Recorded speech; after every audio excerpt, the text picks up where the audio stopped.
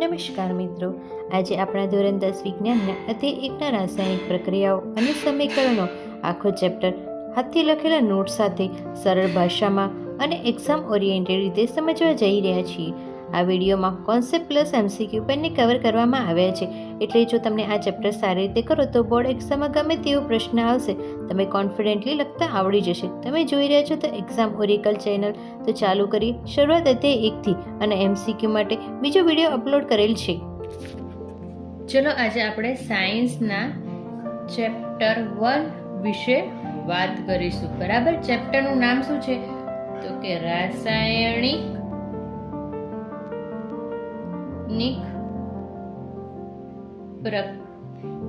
પ્રક્રિયાઓ અને સમીકરણો. બરાબર,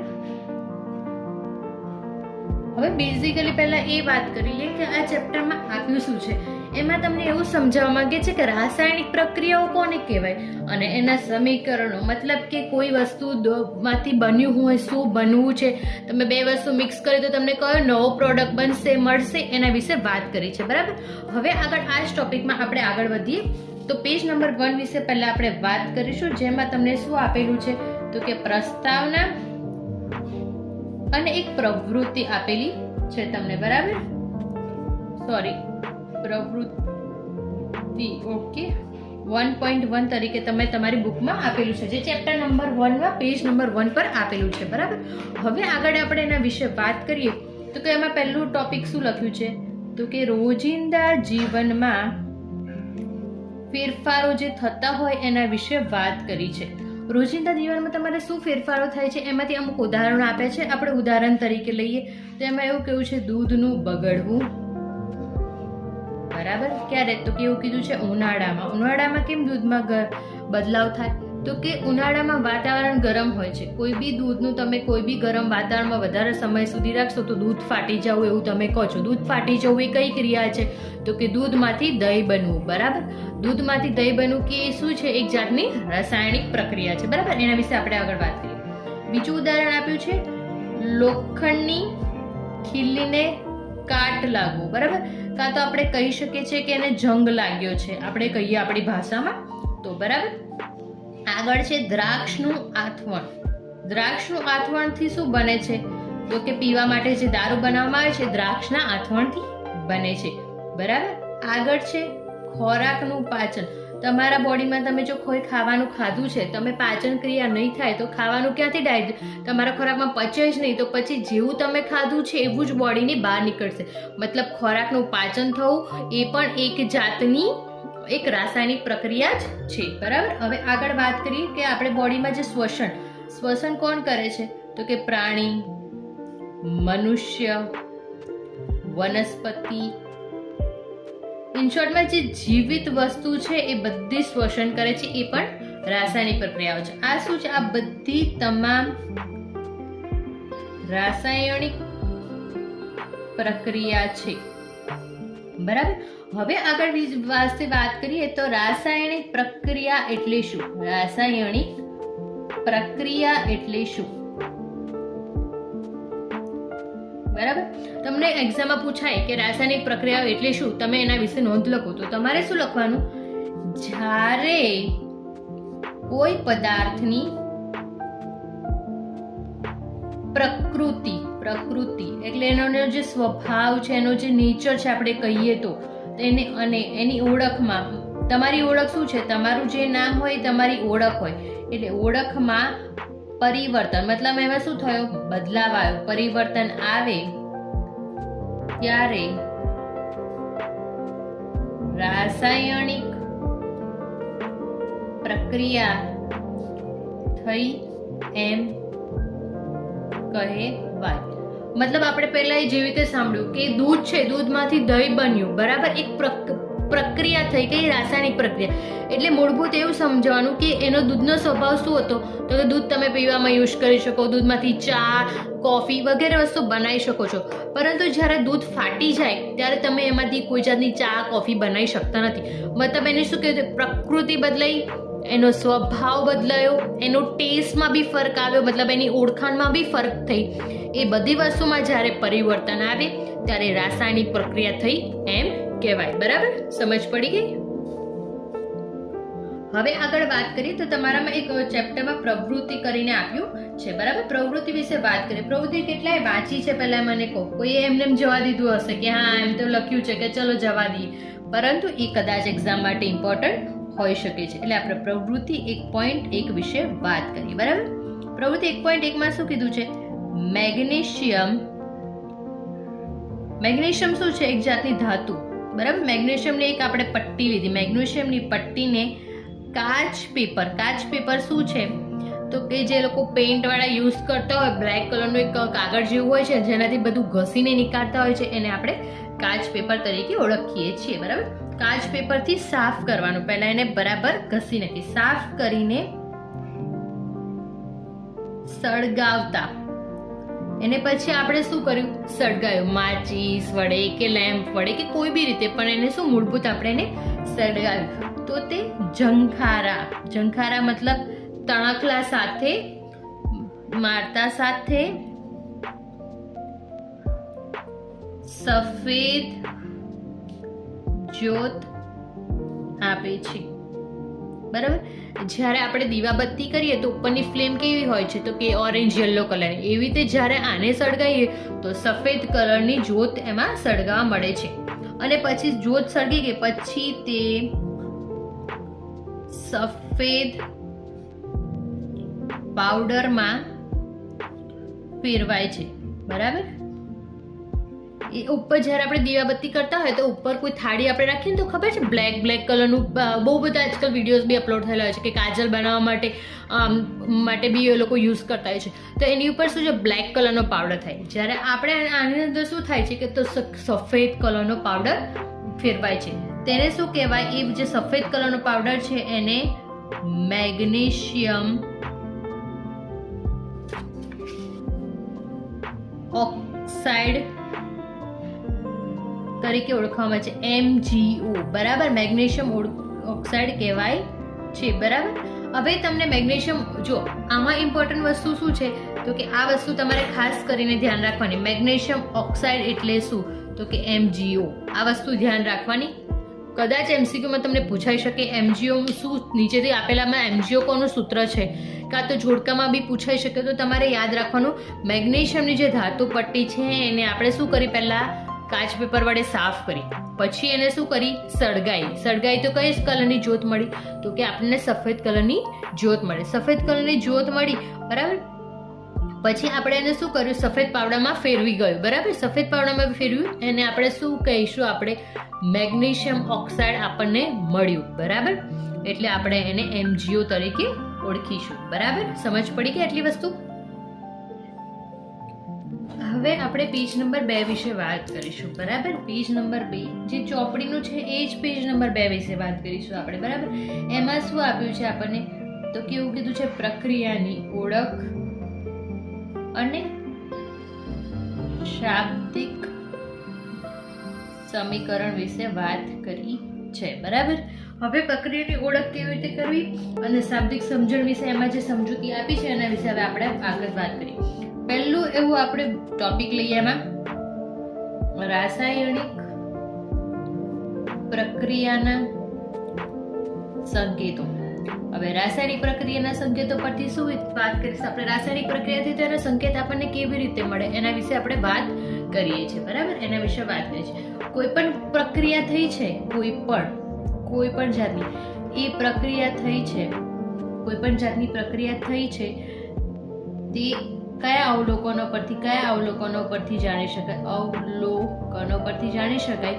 એ નીચે મુજબ આપણે વાત કરીશું આગળ. બરાબર, હવે પહેલું છે એની કોઈ બી અવસ્થા છે એમાં પરિવર્તન થયું. પહેલું દૂધમાંથી દહીં બનવું એટલે અવસ્થાનું શું થયું? અવસ્થાનું પરિવર્તન. બરાબર, પછી બીજું રંગમાં પરિવર્તન. જે રીતે આપણે ખાવાનું ખાધું છે, બરાબર, એ અને આપણે જે ઉત્સર્જન કરીએ છીએ એ બંનેનો રંગ શું છે?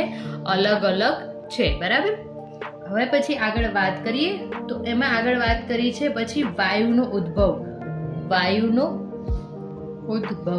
જેવી રીતે આપણે દીવો સળગાયો, દીવાને તમે ફ્લેમ સળગાઈ, એ પીળાશથી ઓરેન્જ કલરની મતલબ કેસરી કલરની છે. હવે એમાંથી જે વાયુ નીકળે છે એ કયા કલરનો હોય છે? તો કે બ્લેક કલરનો હોય છે. બરાબર. હવે આગળ વાત કરીએ તાપમાનમાં ફેરફાર. તાપમાનનો ફેરફાર, તાપમાનમાં બી ફેરફાર તો રાસાયણિક પ્રક્રિયા થઈ શકે છે. જેવી રીતે ઠંડી છે તો એમાં જલ્દી દૂધ જામતું નથી, ઉનાળામાં દૂધ જલ્દી જામી જાય છે. બરાબર. હવે આગળ વાત કરીએ ટોપિકમાં જ આપણે શાબ્દિક સમીકરણ. બરાબર. શાબ્દિક સમીકરણ વિશે આગળ આ વાત કરીએ. બરાબર. પ્રક્રિયાને ટૂંકમાં લખવાની રીત. પ્રક્રિયાને આપણે ટૂંકમાં જે લખવાની રીત હોય છે, લખવાની રીતને શાબ્દિક સમીકરણ તરીકે આપણે ઓળખીએ છીએ. બરાબર. એમાં પહેલું શબ્દ ઉદાહરણ છે આપણે એક સમીકરણ, એને મેગ્નેશિયમ પ્લસ ઓક્સિજન.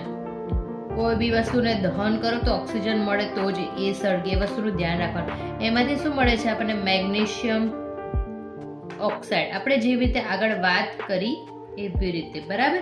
હવે આ જ સમીકરણને તમે શબ્દોમાં લખ્યું છે. હવે આપણે એ જ વસ્તુને આપણે રસાયણ વિજ્ઞાન અથવા કેમિસ્ટ્રીની ભાષામાં કેવી રીતે લખીશું? તો કે મેગ્નેશિયમ પ્લસ ઓક્સિજનનો શું થાય? O2 gives to શું મળે આપણને? MgO. હવે આ શું કહેવાય? આ બધા તો કે આને પ્રક્રિયકો, જે બધી પ્રક્રિયાઓ કરી અને સામે આપણને આ જે મળ્યું એને શું કહેવાય? નિપજ. બરાબર. એટલે નિપજ આપણને શું મળી? તો કે મેગ્નેશિયમને આપણે સળગાવ્યું, ઓક્સિજન એને મળ્યો અને નિપજ મળી આપણને મેગ્નેશિયમ ઓક્સાઇડ. બરાબર. હવે પ્રક્રિયાનો નિપજો હંમેશા જે પ્રક્રિયકો હોય છે એ હંમેશા કઈ બાજુ આવે? તો કે ડાબી બાજુ. અને જે નિપજ છે હંમેશા કઈ બાજુ આવે? તો કે જમણી બાજુ. બરાબર. સમજણ પડી ગઈ ને? ક્લિયર થઈ ગયું? હા હતું ચેપ્ટર નંબર 1 નું પેજ નંબર 2. બરાબર. હવે પેજ નંબર 3 વિશે વાત કરીએ. પેજ નંબર 3 ચેપ્ટર નંબર 2 માંથી આટલું જ ઇમ્પોર્ટન્ટ છે, એનાથી વધારે વિશેષ કોઈ જ ઇમ્પોર્ટન્ટ નથી. બરાબર. ચેપ્ટર નંબર 3 માં શું આપ્યું છે? My mistake. પેજ નંબર 3 માં આપ્યું છે આપણે રાસાયણિક સમીકરણ કઈ રીતે લખવું, રાસાયણિક સમીકરણ કઈ રીતે લખવું અને કઈ રીતે એને સંતુલિત કરવું. બરાબર. હવે આ વસ્તુ છે ને, આમાં બી આ જે ચેપ્ટરમાં જે ઇમ્પોર્ટન્ટ હશે ને, હું એને તમને રેડ લાઇનથી કરીને આપીશ. એટલે વસ્તુ તમારે ખાસ કરીને ધ્યાન રાખવાનું રહેશે. એ ઇમ્પોર્ટન્ટ હશે તમારી એક્ઝામ માટે. બરાબર. તો આ વસ્તુ ઇમ્પોર્ટન્ટ છે, એ વસ્તુ તમારે ધ્યાન રાખવાનું. અહીંયા IMP તરીકે પણ લખી દઉં છું. એટલે તમને જ્યારે રિવિઝન કરો તો આ રેડ વાળું લાઈન ખાસ કરીને 2 થી 3 કાં તો 2 થી 5 વખત રિપીટેડ કરી દેવાની. મોસ્ટ ઓફલી એક્ઝામમાં ક્વેશ્ચન્સ આ રેડ લાઈન આપું છું, ઇમ્પોર્ટન્ટ ક્વેશ્ચન કરી લેજો એટલે તમને ચેપ્ટર ક્લિયર થઈ જશે. પ્લસ એની સાથે આમાંથી જ મોસ્ટ ઓફલી ક્વેશ્ચન્સ તમારા 80 to 90% ક્વેશ્ચન આવવાના રહેશે. બરાબર. હવે આપણે આગળ વાત કરીએ. ઓકે. રાસાયણિક સમીકરણ લખવું અને સંતુલિત કરો. પેજ નંબર 3 માં ડિટેલ આપી છે. બરાબર. એમાં સૌથી પહેલું શું કીધું છે કે સૌપ્રથમ કોઈ પણ વધુ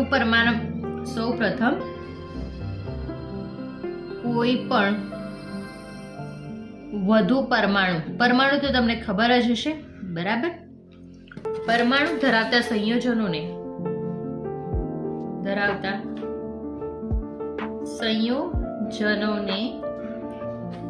સંતુલિત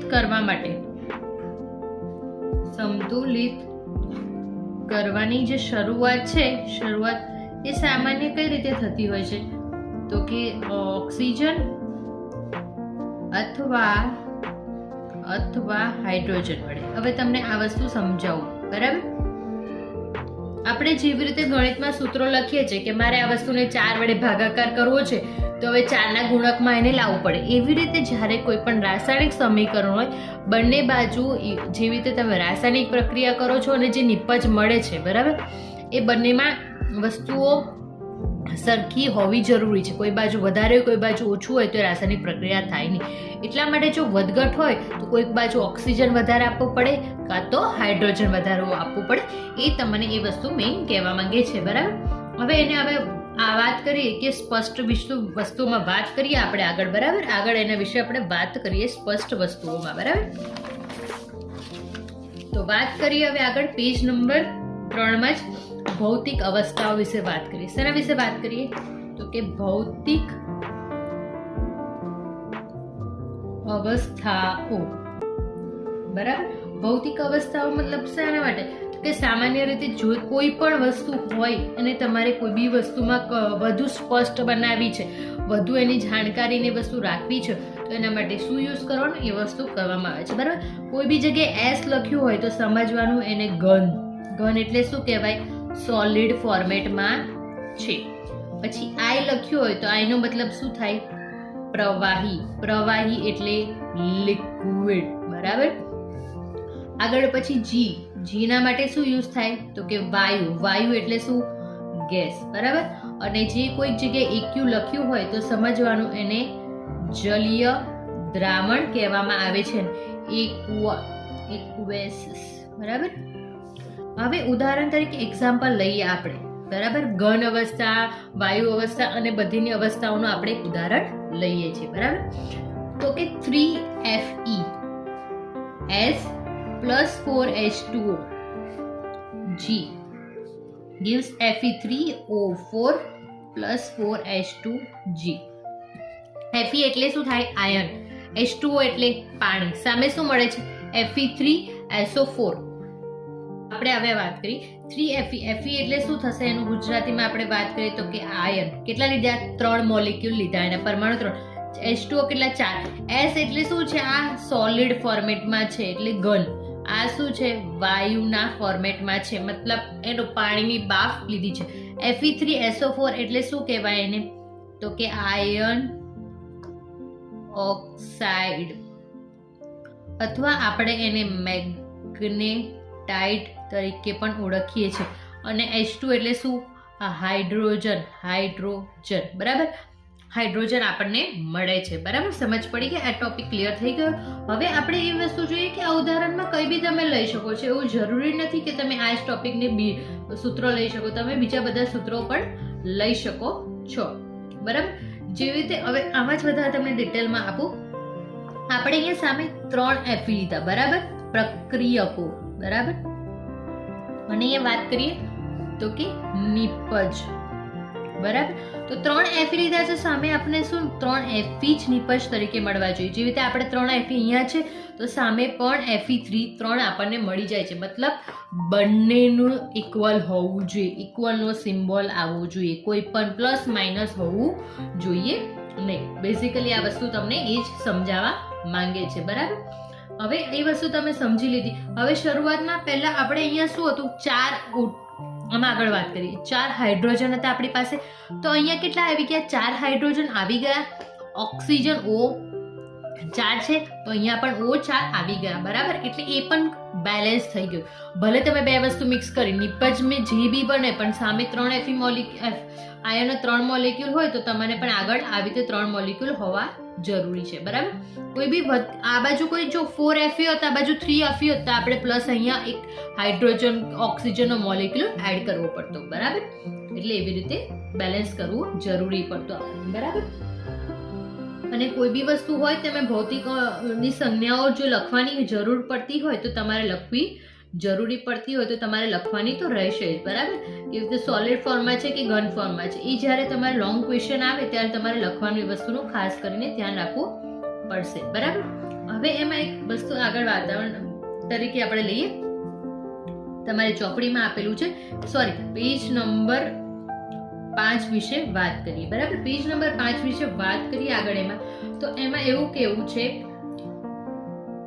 કે તમે આ જે બી ઘન ફોર્મેટ ને બધું જે લખ્યું છે એ બધામાં હવે આગળ આપે છે કાર્બન ઓકે Cg+2H2 ગેસ ફોર્મેટમાં. બરાબર, 340 વાતાવરણનું ટેમ્પરેચર કીધું છે. 340 વાતાવરણ CH3OH મળે છે. પહેલા આપણે એ જોવાનું, અહીંયા C કેટલા કાર્બન મળે છે? એક સિંગલ. અહીંયા C સિંગલ આવી ગયો. H2H2 છે પણ અહીં કેટલા આવ્યા? 3H2 plus OH mix. O તો અહીંયા જે તો એઝ ઇટ ઇઝ આવી ગયો. H22 અહીંયા તો 3 આ બાજુ 4 થઈ ગયા, એટલે બેલેન્સ.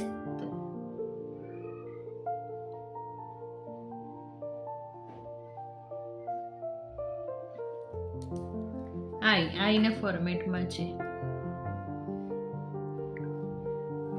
બરાબર, હવે આગળ આપણે વાત અટકી ગઈ હતી. બરાબર,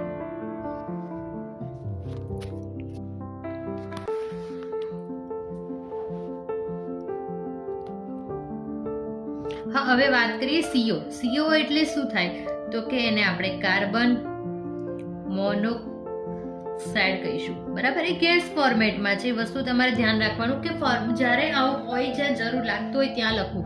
CO2 હોય તો શું કહેવાય એને? કાર્બન ડાયોક્સાઇડ, બરાબર. ડાયોક્સાઇડ એટલે કેટલા તો કે એની પાસે 2 ઓક્સિજનના મોલિક્યુલ છે, બરાબર. હાઇડ્રોજન ગેસ ફોર્મેટમાં છે. આપણને શું મળે છે? I એટલે શું કહેવાય? પ્રવાહીમાં મળે છે. તો આપણને શું મળે છે? આને કહેવાય, આ સૂત્રનું નામ છે મિથેનોલ મળે છે. CH3OH એટલે મિથેનોલ. આ વસ્તુ ઇમ્પોર્ટન્ટ છે, એક્ઝામ માટે ધ્યાન રાખવી, બરાબર. એટલે આપણને શું મળે છે? મિથેનોલ મતલબ કયા વાતાવરણમાં મળે છે તો કે પ્રવાહી ફોર્મેટમાં મળે છે. એની અવસ્થા કઈ તો કે પ્રવાહી અવસ્થા છે. હવે બીજા સૂત્ર વિશે વાત કરીએ. 6CO2 એટલે છે 6 કાર્બન મોલિક્યુલ. જલીય દ્રાવણમાં લઈએ આપણે ફોર્મેટમાં લઈએ છીએ તો 2H2OI. I એટલે શું? પ્રવાહી ફોર્મેટમાં આપણે લીધું છે. પ્રાણી હંમેશા પ્રવાહી ફોર્મેટમાં હોય છે. સૂર્યપ્રકાશની હાજરીમાં કોણ કામ કરે તો કે ક્લોરોફિલ, બરાબર. તો એની સામે આપણને શું મળે છે? 6C6H12O6. આ સૂત્ર તો ખબર જ હશે. અને એ ક્યાં મળે છે? જલીય દ્રાવણમાં. આ સૂત્રનું છે ગ્લુકોઝ કહેવાય. ના ખબર હોય તો ધ્યાન રાખજો. +6 શું મળે છે? આપણને ઓક્સિજન મળે છે, જે આપણે વનસ્પતિમાંથી મળે છે, બરાબર. આ પણ જલીય દ્રાવણ સ્વરૂપમાં મળે છે. અને 6H2O એ ફરી પાછું લિક્વિડ ફોર્મમાં મળે છે, એટલે પ્રવાહી સ્વરૂપમાં મળે છે. આ તમારું હતું પેજ નંબર 5 નું, જે ઇમ્પોર્ટન્ટ હતું. એ વસ્તુ મેં તમને કહી દીધી છે. આ મિથેનોલનું તમારે ધ્યાન રાખવાનું રહેશે. અને બીજી વસ્તુ, મિથેનોલ કઈ રીતે બને છે આ સૂત્ર પણ તમે ધ્યાન રાખજો. કદાચ MCQમાં તમને પૂછાઈ શકે, કાં તો 1 માર્ક્સમાં પણ પૂછાઈ શકે. એટલે આ વસ્તુ તમારે ખાસ કરીને ધ્યાન રાખવાની રહેશે, બરાબર. હવે આપણે આગળ વાત કરીશું ચેપ્ટર નંબર 1 નું પેજ નંબર 6 વિશે વાત કરીએ, બરાબર. Page number 6. આમાં કંઈ પણ ના સમજ પડતી હોય તો તમે મને કોમેન્ટ કરીને કહી શકો છો, બરાબર. અને મારા કોઈ પણ વિડીયોમાં તમને ભૂલ લાગતી હોય તો તમે મને કોમેન્ટ કરી શકો છો, અથવા મને મેલ પણ કરી શકો છો. તો હું મારી જે ભૂલ હશે એ તમારા માટે સુધારી દઈશ, બરાબર. હવે પેજ નંબર 6 વિશે વાત કરીએ તો એમાં એવું કેવું છે, પહેલું સંયોગીકરણની પ્રક્રિયા વિશે વાત કરી છે, બરાબર. સંયોગીકરણની પ્રક્રિયા વિશે વાત કરી છે તો એમાં પહેલા એમનું એવું કહેવું છે કે જ્યારે 2 થી વધુ એટલે 3 પણ હોઈ શકે, 4 પણ હોઈ શકે, અનલિમિટેડ કેટલા પણ હોઈ શકે, પણ 2 થી વધારે હોવા જોઈએ. 2 થી વધુ પ્રક્રિયકો હંમેશા કઈ બાજુ આવે તો કે ડાબી બાજુ જોડાઈને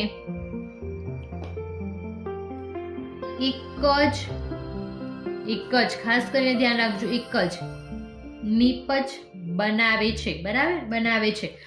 એનું માટે તમારી બુકમાં એક્ઝામ્પલ આપ્યું છે કડી ચૂર્ણોમાં શું ઉમેરતા તો કે પાણી એટલે આપણે H2 નીચે પછી એ ફોર્મેટમાં આપણે કેમિસ્ટ્રીના ફોર્મેટમાં લખી દઈશું, બરાબર. તો સામે શું આપણને નિપજ મળે છે તો કે ફોડેલો ચૂનો મળે છે, બરાબર. હવે એને આપણે તમારા કેમિસ્ટ્રી ફોર્મમાં લખીએ તો કડી ચૂનો એટલે CaO પ્લસ પાણી એટલે શું થાય H2O, અને નિપજ શું મળે છે આપણને CaOH2, બરાબર. આ ઇમ્પોર્ટન્ટ છે, જે તમારા માટે ઇમ્પોર્ટન્ટ છે એ વસ્તુ તમને કહી દઉં છું. અને હા, ખાસ કરીને આ નામ ધ્યાન રાખવાનું. એની વ્યાખ્યા તમને પૂછાઈ ના શકે, પરંતુ તમારે સમજવાની જરૂર છે. કદાચ એક્ઝામિનરનું એવું થયું કે મારે પૂછવું છે સંયોગીકરણની પ્રક્રિયામાં કેટલી નિપજ મળી શકે, જો તમને ખબર હોવી જોઈએ કે એમાં એક જ નિપજ મળે છે, બરાબર. આ IMP છે કડી ચૂર્ણો વાળું, બરાબર. પછી આગળ વાત કરીએ એમાં જ ઉષ્માક્ષેપક પ્રક્રિયા, બરાબર. ઉષ્માક્ષેપક પ્રક્રિયામાં એવું કેવું છે જે પ્રક્રિયામાં નિપજની સાથે નિપજ કઈ બાજુ આવે તો કે જમણી બાજુ, આ જમણી બાજુ આવે સાથે, બરાબર. ઉષ્મા એટલે કે ગરમી મુક્ત થાય, એટલે નિપજમાં એટલે જમણી બાજુ શું મળે તો કે નિપજ છે પ્લસ એની સાથે ઉષ્મા પણ આપણને મળે છે, તો એ ગરમાહટો મળે છે, બરાબર, મુક્ત થાય, બરાબર. એક્ઝામ્પલ તરીકે આપણે વાંચીએ તો કુદરતી વાયુનું સળગવું એ પણ એક શ્વસન અને શ્વસન પણ ઉષ્મા ક્ષેપક પ્રક્રિયા છે, બરાબર. સમજાવો. કુદરતી વાયુ કયો છે આપણા? ઓક્સિજન છે, બરાબર, નાઇટ્રોજન છે. તો જ્યારે સળગે તો શું થાય? જ્વાલા ઉત્પન્ન થાય, ગરમાટો તો મળ્યો જ આપણને. શ્વસન ઉષ્મા છે. જ્યારે તમે શિયાળામાં જોયું હશે કોઈ કાચની આગળ તમે બરે ફૂંક મારો છો, સામે કશું લખો છો, ફૂંકના ગરમાટના લીધે ત્યાં આગળ વરાળ જેવું થોડું ઘણું લેયર થઈ જાય છે, એ પણ એક જાતનો ગરમાહટો જ પણ એ ઉત્પન્ન કરે છે, બરાબર. એમાં તમારે એ વસ્તુ પણ ધ્યાન રાખવાની છે, બરાબર. આ પેજ નંબર 5 અને 5 વિશે આપણે વાત કરી છે, બરાબર. 6 વિશે પણ વાત થઈ ગઈ છે. હવે આગળ આપણે વાત કરીએ પેજ નંબર 7 વિશે, બરાબર. પેજ નંબર 6 પતી ગયો, પેજ નંબર 7 વિશે વાત કરીએ હવે આગળ, બરાબર. પેજ નંબર 7 વિશે વાત કરીએ. તમારી ચોપડીમાં એવું કેવું છે કે ફોડેલા ચૂના જે છે એને દ્રાવણનો ઉપયોગ દિવાલને ધોવા માટે પણ થાય છે. એટલે ફોડેલા ચૂનાનો ઉપયોગ ક્યાં થાય છે તો કે ફોડેલા ચૂનાનો ઉપયોગ દિવાલ ધોવા માટે થાય છે, બરાબર. અને જ્યાં દિવાલો પર કેલ્શિયમ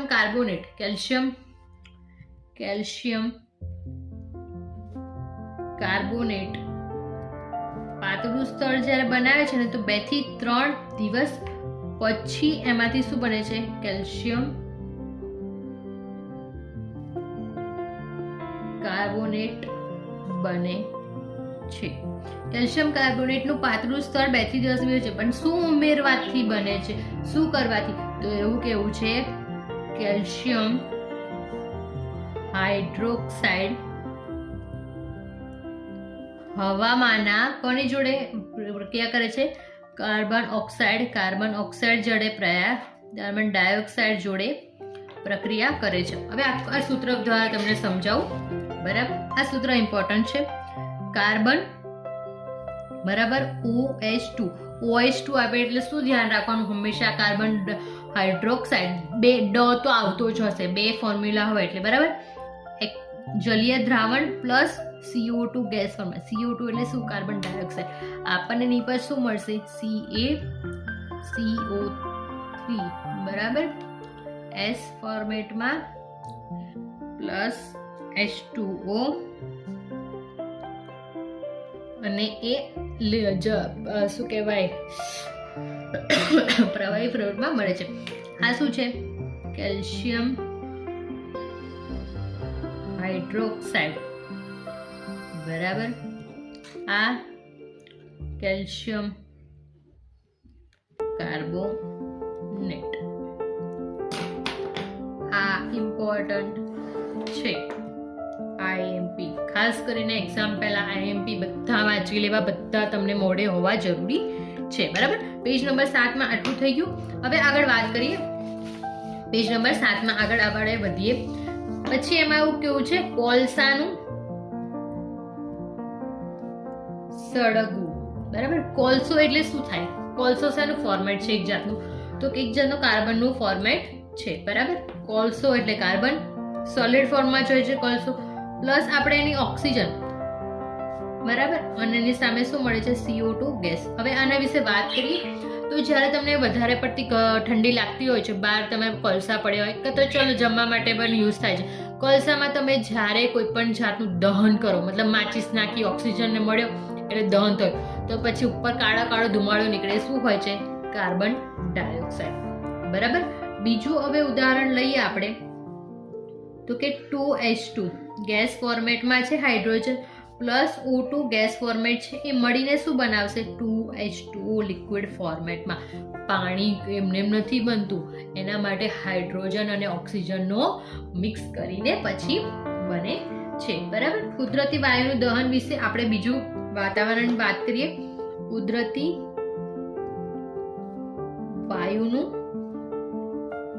દહન વિશે આગળ વાત કરી તો કે CH4 મિથેન કહેવાય, અને શું કહેવાય CH4 મિથેન +2O2 ગેસ ફોર્મેટમાં હોય છે. સામે શું મળે છે તો કે કાર્બન ડાયોક્સાઇડ +2H2 પાણી ફોર્મેટમાં મળે છે. જી તમારા એક્ઝામમાં એવું લખો નહીં કે જી ફોર્મેટમાં ચાલશે, બટ સ્પેસિફાઈલી જ્યારે લોંગ ક્વેશ્ચન્સ હોય ત્યારે તમારે લખવાનું કે જેથી એક્ઝામિનરને ખબર પડે કે આને વસ્તુનું નોલેજ છે. બરાબર. હવે શ્વસન ઉષ્માક્ષેપક વસ્તુ છે એ આપણે આગળ વસ્તુ સમજી લે, એની સાથે ઉર્જા પણ ઉત્પન્ન થાય છે. બરાબર. હવે આગળ વાત કરીએ, તમે એક્ઝામમાં આવા તો ક્વેશ્ચન નહીં પૂછાય, પરંતુ તમે એના જે સૂત્રો છે, જે સમીકરણો છે એ તમારી એક્ઝામમાં ખાસ કરીને પૂછવાનું વધારે પડતો એ લોકો ટ્રાય કરશે. બરાબર. એટલે તમારે એ વસ્તુનું ખબર હોવી જોઈએ કે મારે પ્રક્રિયકો કયા છે ને નિપજો કયા છે અને એમાંથી શું મળે છે, એ વસ્તુનું તમારે ખાસ કરીને ધ્યાન રાખવાનું રહેશે. બરાબર. હવે આગળ વાત કરીએ આપણે પેજ નંબર 8 વિશે. બરાબર.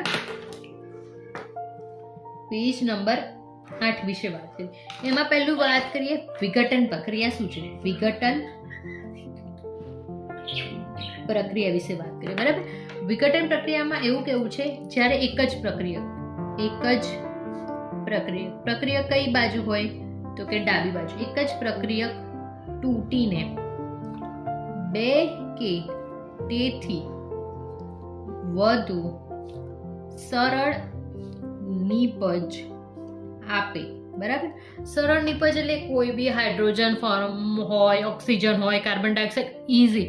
હાર્ડ તો કે કઈ વસ્તુ હાર્ડ, મિથેનોલ, એ થોડું સંયોજિત સમીકરણો થયા, સંયોજિત સંયોજનો થયા. બરાબર. એટલે ઇઝી. આ માટે ઉષ્મા એટલે ગરમી, પ્રકાશ કે વિદ્યુતની જરૂર પડતી હોય છે.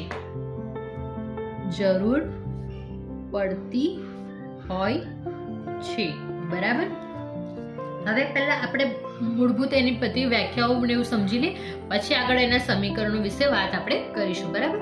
બીજું છે ઉષ્મીય વિઘટન. ઉષ્મીય વિઘટનના નામ પરથી જ સમજ પડી જાય છે.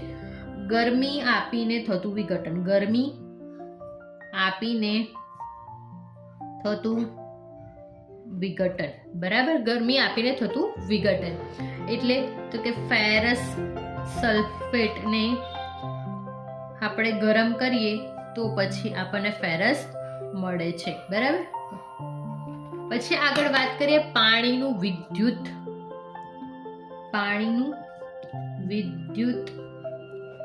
વિભાજન.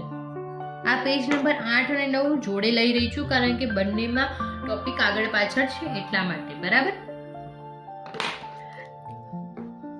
વિદ્યુત પ્રવાહને પસાર કરીને પાણીનું હાઇડ્રોજન અને ઓક્સિજનમાં વિભાજન થાય છે. બરાબર. એમને કોઈ પણ જાતનું વિભાજન થતું નથી. બરાબર. આ રીતે તમને જોયું હશે, કોઈ ડેમ પર છે, એક મોટર ચાલતી હોય છે કે કોઈ બી ધોધ પર જાઓ છો તો એમાં વિદ્યુતનું શું થાય, એ લોકો એનર્જી કેવી રીતે પ્રોડ્યુસ કરે છે તો કે પાણીનું વિભાજન થાય એટલે એમાંથી હાઇડ્રોજન અને ઓક્સિજન મુક્ત થાય છે. બરાબર. હવે આગળ વાત કરીએ પ્રકાશનું રાસાયણિક વિભાજન. બરાબર. પ્રકાશનું રાસાયણિક વિભાજન. હવે પ્રકાશનું રાસાયણિક વિભાજન કેવી રીતે થાય તો કે સૂર્યપ્રકાશ છે, સૂર્યપ્રકાશની હાજરીમાં સિલ્વર ક્લોરાઇડ એટલે AgCl રાખોડી રંગનો બને છે. બરાબર. આ પ્રક્રિયા બ્લેક એન્ડ વ્હાઇટમાં થાય છે. સૂર્યપ્રકાશની હાજરીમાં કરે પણ બ્લેક એન્ડ વ્હાઇટ થાય છે. બરાબર. ફોટોગ્રાફીને બ્લેક એન્ડ વ્હાઇટ થાય છે. બરાબર. હવે આગળ વાત કરીએ ઉષ્મા શોષક પ્રક્રિયા.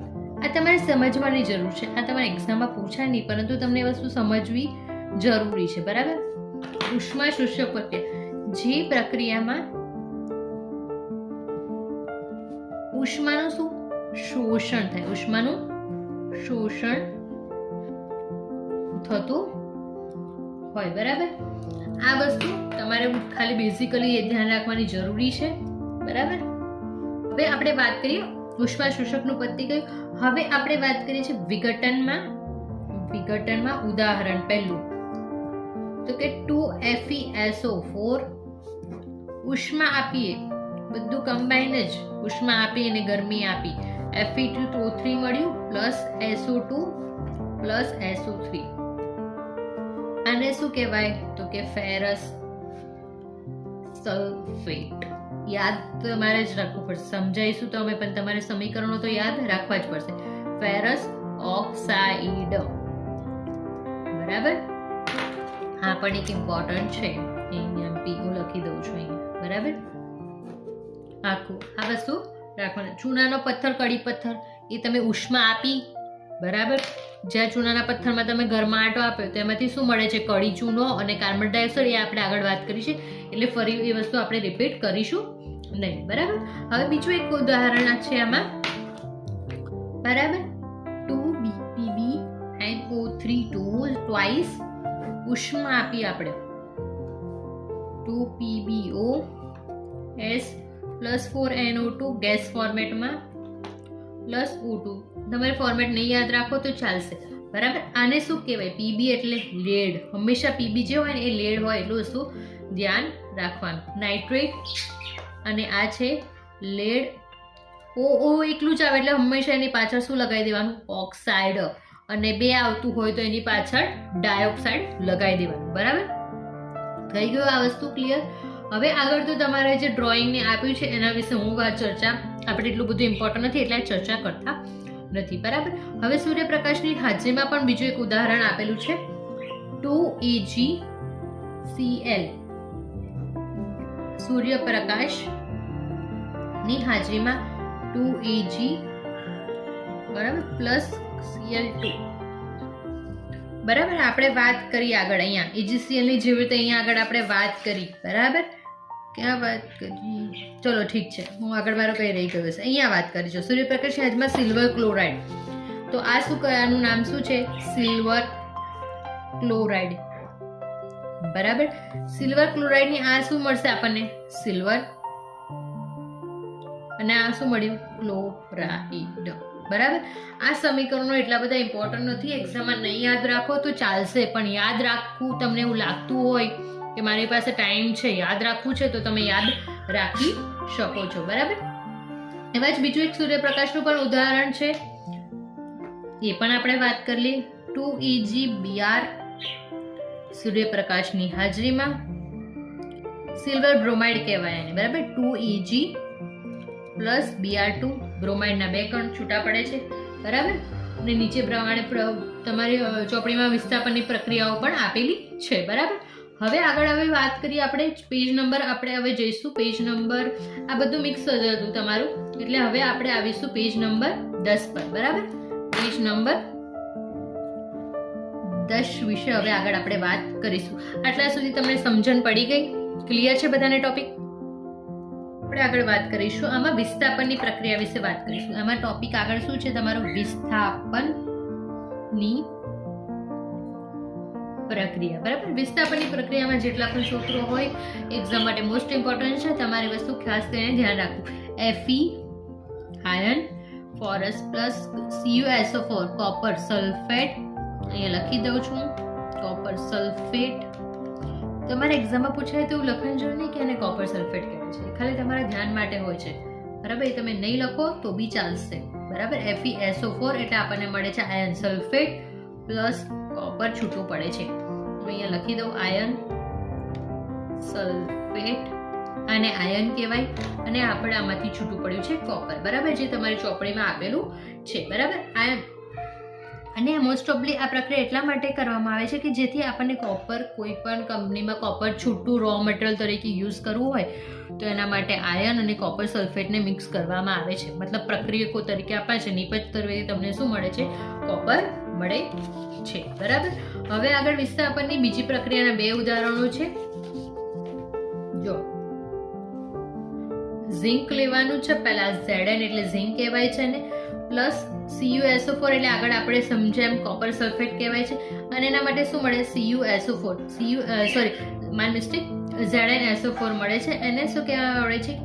ઝિંક સલ્ફેટ કહેવામાં આવે છે. પ્લસ એની સામે શું નિપજ મળે છે તમને? નિપજ તરીકે મળે છે કોપર. આ બીજો ઓપ્શન છે તમારે કોપર જોઈતો હોય તો, બરાબર. પછી આગળ PB એટલે આપણે આગળ વાત કરી લીડ, એની સાથે કોણ અટેચ કરી દે? કોપર ક્લોરાઇડ, બરાબર.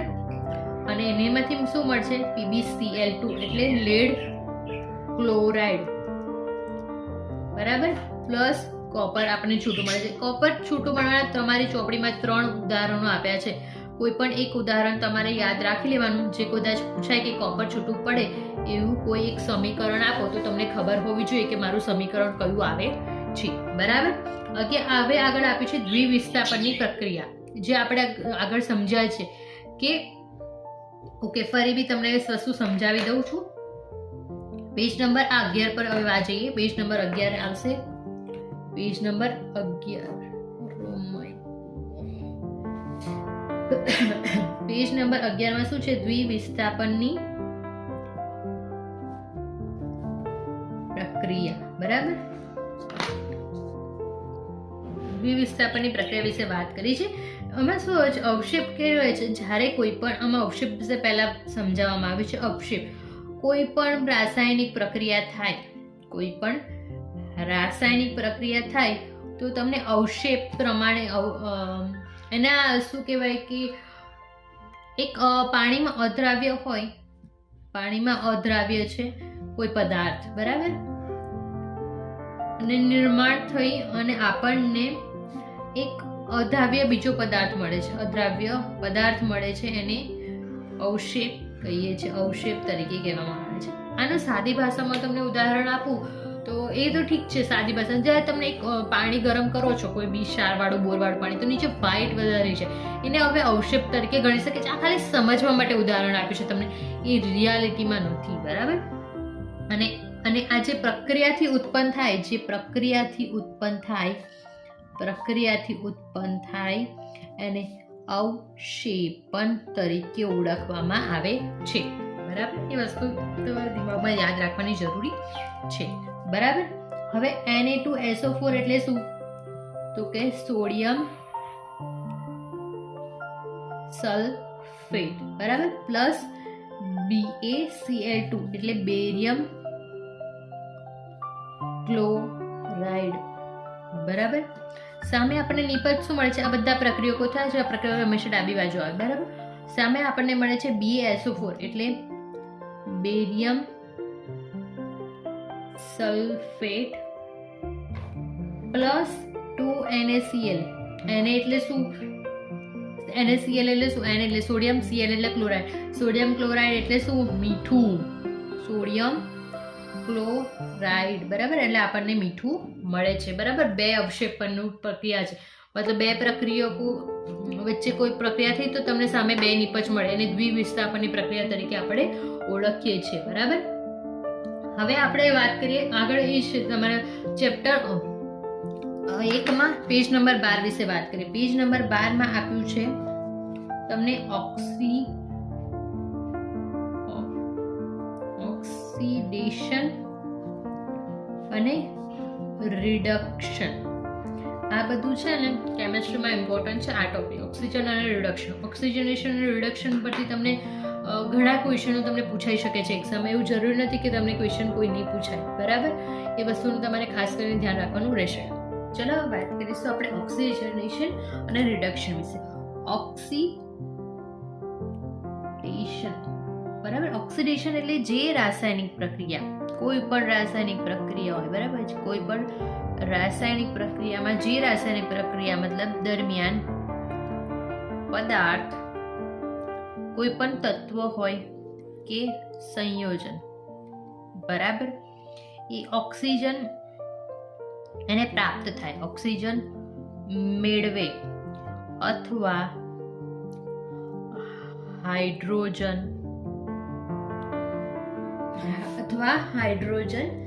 મેળવે, બરાબર.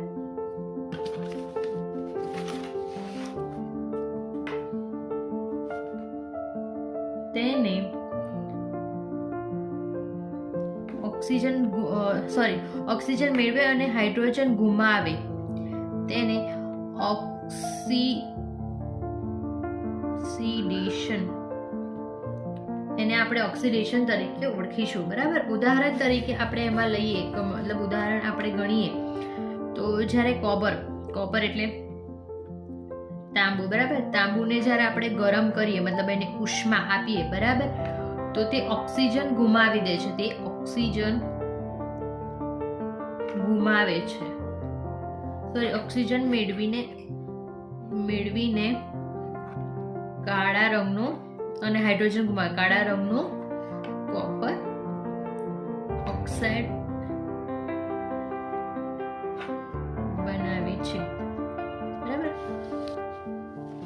તો એનું આગળ ફોર્મ્યુલા આપણે લખીશું. બરાબર.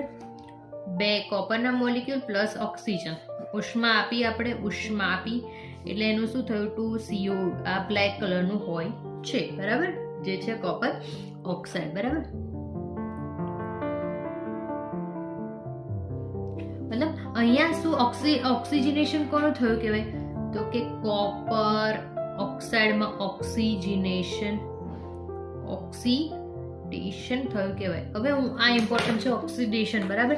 તો એને રેડ લાઈનથી કહું છું ઓક્સિડેશન. શું થાય હંમેશા યાદ રાખવાનું, ઓક્સિજન મેળવે અને હાઇડ્રોજન ગુમાવે. બરાબર. એ વસ્તુ તમારે કોન્સેપ્ટમાં ક્લિયર થઈ ગઈ. બરાબર. હવે આગળ વાત કરીશું બીજું, રિડક્શન. બરાબર. રિડક્શન વિશે વાત કરીએ તો કે જે રાસાયણિક પ્રક્રિયા દરમિયાન ઓક્સિજન, એ તમારે યાદ રાખવાનું છે. કોઈ પણ જે રાસાયણિક પ્રક્રિયા દરમિયાન તમારે જો એક્ઝામમાં પૂછાય તો તમે તમારી રીતે લખી દેવાનું. બરાબર. કદાચ એ પૂછાઈ શકે છે 1 કે 2 માર્ક્સમાં કે ઓક્સિજન અને રિડક્શન સમજાવો. બરાબર. તો ઓક્સિજન આમાં શું થશે? ગુમાવશે અને હાઇડ્રોજન તો કે મેળવે, એને શું કહીશું આપણે? રિડક્શન કહીશું. બરાબર. હવે ફરી એ જ ઉદાહરણ આપણે ઉદાહરણ બીજું આપી, એમાં આગળ આપણે કોપરનું લીધું હતું, તો ફરી આપણે કોપરનું જ ઉદાહરણ લઈએ. જ્યારે કોપર ઓક્સાઇડ પરથી ગરમ છે. બરાબર. યાદ રાખજો, પરથી હાઇડ્રોજન વાયુ પસાર કરવામાં આવે ને તો તેમાંથી શું થાય? ઓક્સિજન ગુમાવી ફરીથી કોપર બને છે. બરાબર. હવે આ વસ્તુને આપણે રાસાયણિક પ્રક્રિયામાં તરીકે લખીએ. બરાબર. CuO એટલે આપણું કોપર ઓક્સાઇડ પ્લસ આપણે શું ઉમેર્યું? હાઇડ્રોજન વાયુ પસાર કર્યું એટલે હાઇડ્રોજન વાયુ શું આપીએ? એને ઉષ્મા આપી એટલે ગરમ થયું. કેવી રીતે? તો કે ઉષ્મા આપી તો જ વસ્તુ ગરમ થાય. બરાબર. અને પછી આપણને શું મળે છે? તો કે પાછું કોપર મળે છે અને પ્લસ પાણી પણ મળે છે. બરાબર. અને આ ઓક્સિજન પાછો આપણને રિમૂવ થઈ ગયું. બરાબર. એટલે રિડક્શનમાં હંમેશા યાદ કરવાનું, રિડક્શન કોનું થયું? તો કે CO માંથી રિડક્શન, તો કે CO માંથી હાઇડ્રોજન પસાર કર્યું ને તો રિડક્શન થયું. બરાબર. હવે રિડક્શનનું ધ્યાન રાખવાનું. રિડક્શન માં શું થાય?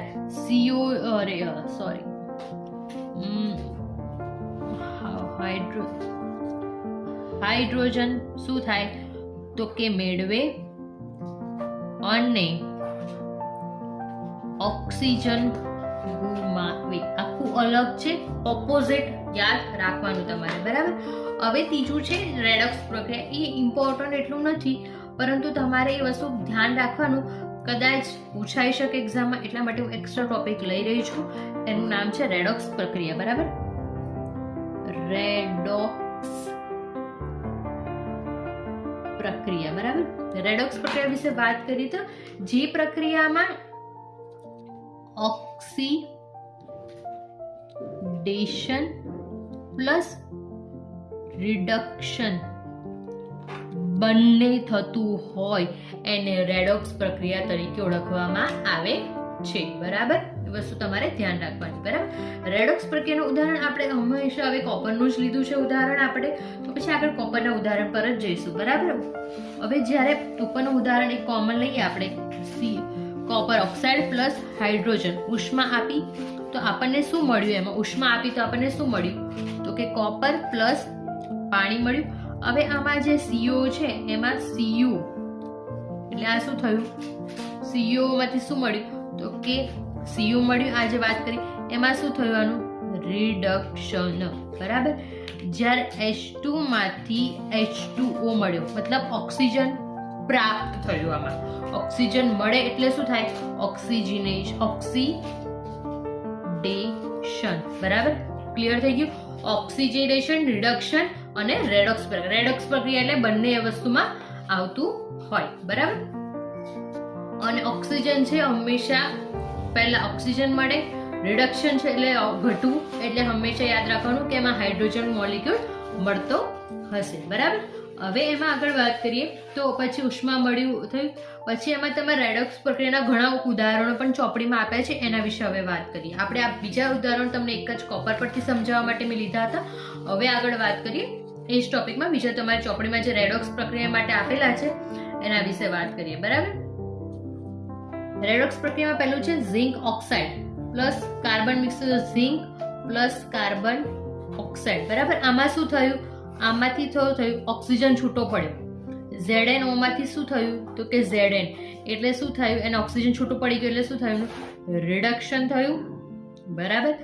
પ્લસ C માંથી શું બન્યું? CO2 એટલે ઓક્સિજન મળ્યો એટલે શું થયું? ઓક્સિડેશન. બરાબર. સમજ પડી ગઈ? એવી રીતે ફરી MnO2 પ્લસ 4HCl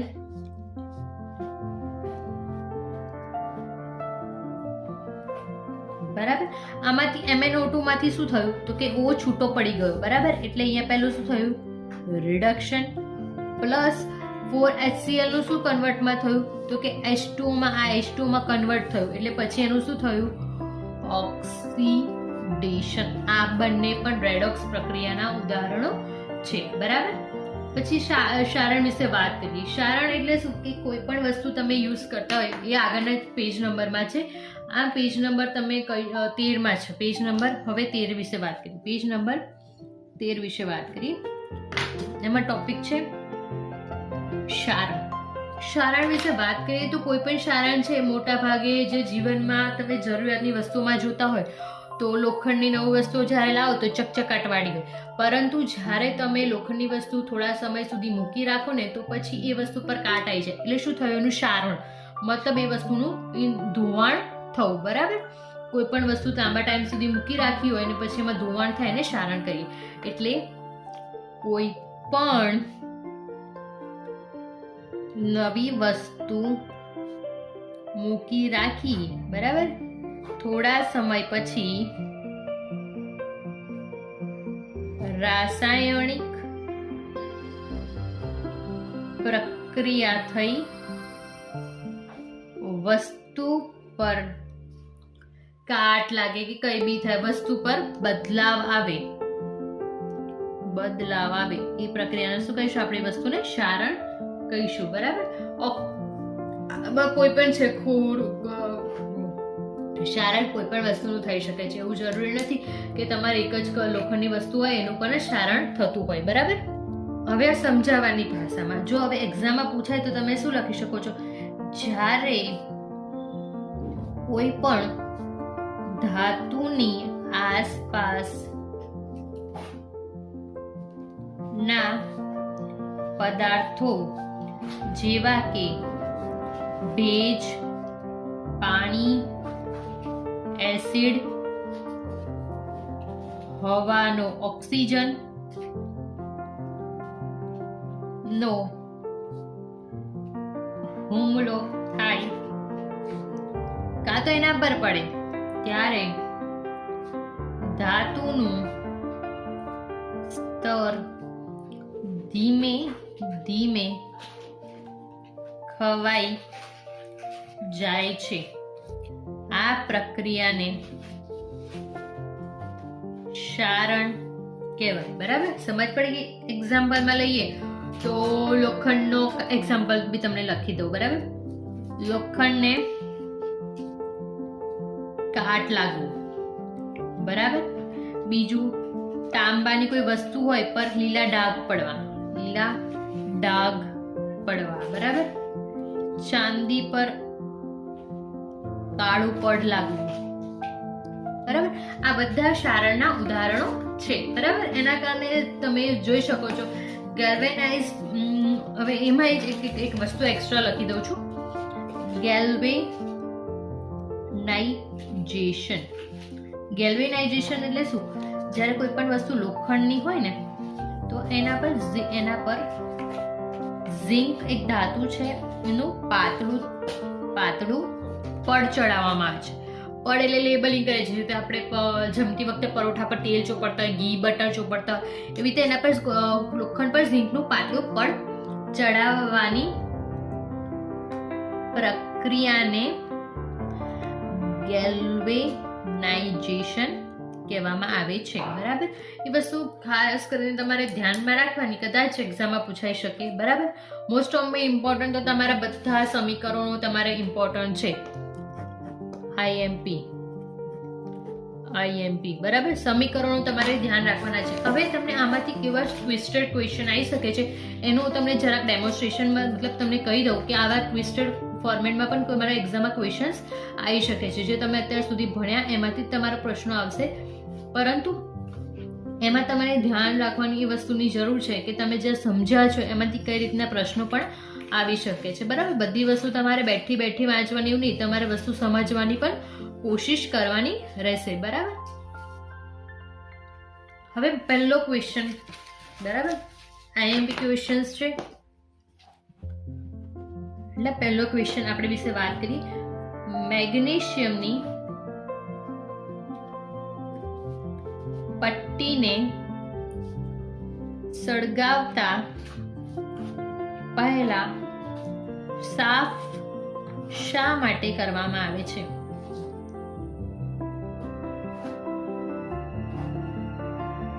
બરાબર, આ તમારો પહેલો ક્વેશ્ચન. તો ધ્યાન રાખો, મેગ્નેશિયમ, હું જવાબ અંદર લખી દઉં છું એટલે તમને યાદ રહે. મેગ્નેશિયમ ધાતુ છે ને એક સક્રિય ધાતુ છે, એટલે મેગ્નેશિયમ ખૂબ સક્રિય ધાતુ હોવાથી તેના પર નિષ્ક્રિય પડ, એટલે વગર કામનું કોઈ બી જગ્યાએ વસ્તુ પડી રહી છે એના પર ધૂળ જામી જાય તો નિષ્ક્રિય પડ એના પર જામી જાય છે. એટલા માટે મેગ્નેશિયમની પટ્ટીને સળગાવતા પહેલા સાફ કરવામાં આવે છે, બરાબર. બીજો ક્વેશ્ચન તમારો રહેશે, સંયોગીકરણ અને વિઘટન પ્રક્રિયાનો તફાવત, બરાબર. એના વિશે હવે વાત કરીએ, બરાબર. તો કે આ બંને વસ્તુ શું છે? આ બંને એકબીજાથી વિરુદ્ધ છે.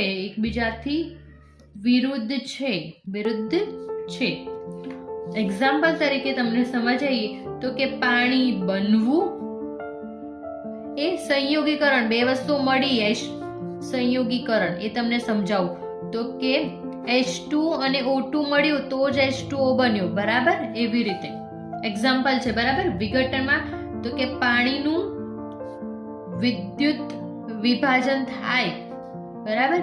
તો આ વિઘટનનું ઉદાહરણ છે. એટલે એમાં શું થાય તો કે H2 અને O2 છૂટા પડે, બરાબર. એ વસ્તુ તમારે ઉદાહરણ તરીકે લખવાની. જો જેટલા માર્ક્સમાં ક્વેશ્ચન પૂછાય એ પ્રમાણે લખવાનું, વધારે પડે ડિટેલ લખવાની કોઈ જરૂર નથી, બરાબર. ત્રીજો ક્વેશ્ચન આપણો, શ્વસનને ઉષ્માક્ષેપક પ્રક્રિયા શા માટે કહેવામાં આવે છે? શ્વસનને જ ઉષ્માક્ષેપક કેમ કહેવામાં આવે છે, બરાબર. ઉષ્માશોષક કેમ નથી કહેવામાં આવતું? તો 2 થી 3 માર્ક્સમાં આ વસ્તુ દર વખતે પૂછાતી હોય છે. એટલા માટે આપણે આના જવાબમાં શું લખવાનું? ગ્લુકોઝના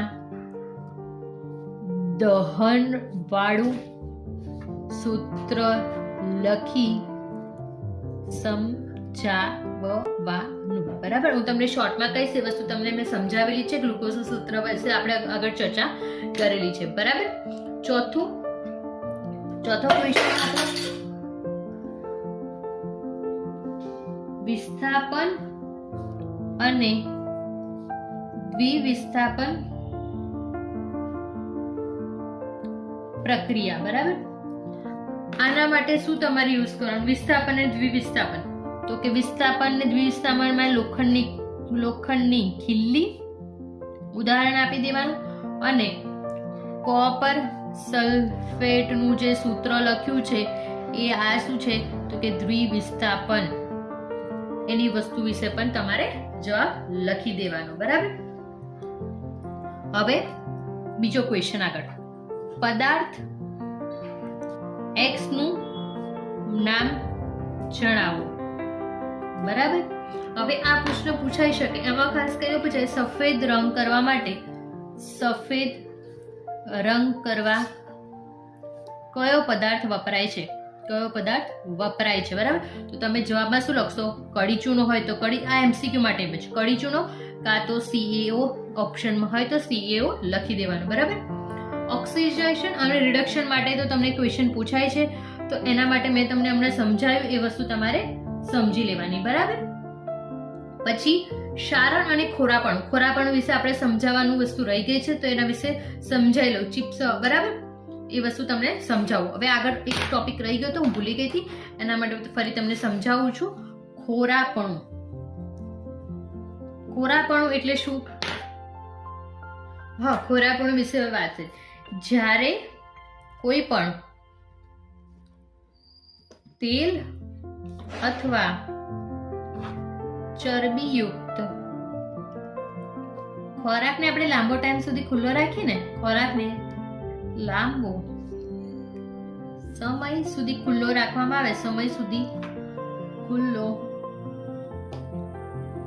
રાખવામાં આવે તો તેનું ઓક્સિડેશન થાય છે. ઓક્સિડેશન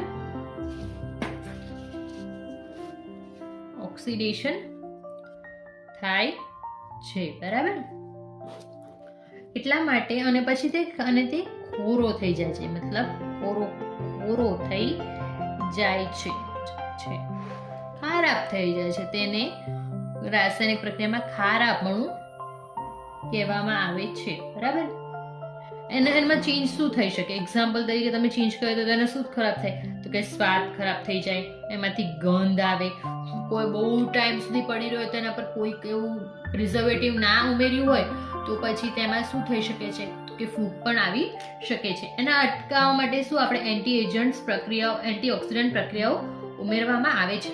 બરાબર, હવે આમાંથી એક સવાલ એવો પૂછાઈ શકે છે કે આના પરથી 2 ક્વેશ્ચનો તમારે કદાચ પૂછાઈ શકે છે એક્ઝામમાં, એના વિશે આપણે આગળ વાત કરીએ.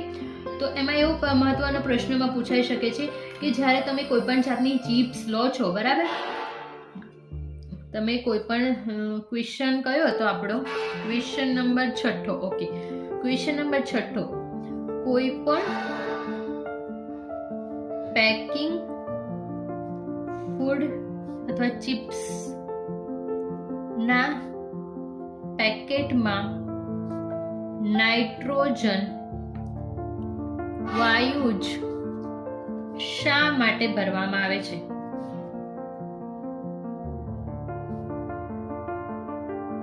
તો તમને પહેલા એ વસ્તુ ખબર હોવી જોઈએ કે નાઇટ્રોજન વાયુ છે શું. બરાબર, નાઇટ્રોજન વાયુ એક ઓક્સિડેશન તરીકે વર્ક કરે છે. બરાબર, એટલે આપણને તો ખબર છે. તો હવે સવાલ પૂછાયો છે તો આપણે જવાબ કેવી રીતે લખવાનું? તો ધ્યાન રાખી લેજો. એવું લખવાનું કે ચિપ્સ બનાવવાવાળા ચિપ્સનું જતા દિવસે ઓક્સિડેશન અટકાવવા માટે નાઇટ્રોજન વાયુ ભરવામાં આવે છે. નાઇટ્રોજન વાયુ એક એન્ટી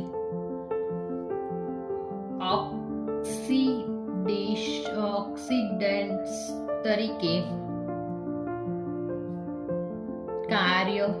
કરે છે. બરાબર. પછી બીજો ક્વેશ્ચન આમાંથી જ તમને એવું પૂછાઈ શકે કે બટાકાના ચિપ્સમાં કયો વાયુ ભરવામાં આવે છે? તો કયો આવે? યાદ રાખવાનું. કયો આવશે? તો કે નાઇટ્રોજન. બરાબર.